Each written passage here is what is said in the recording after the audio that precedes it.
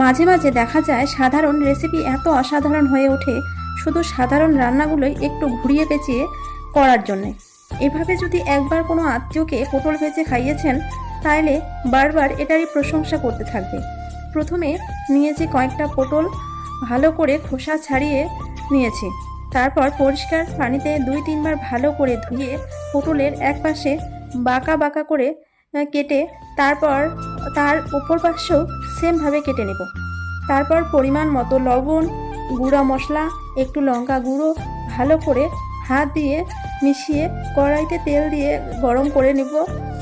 তারপর দিয়ে দিব পটলগুলো, একটু নেড়ে চেড়ে ঢাকা দিয়ে দেব, তাতে পটলটা ভালোভাবে সিদ্ধ হয়ে যাবে। তারপর ঢাকা খুলে উল্টে পাল্টে চেপে চেপে ভেজে নেব। আমি এই পটল ভাজিটার নাম কি দিয়েছি জানেন? বউ সুন্দরী পটল ভাজি।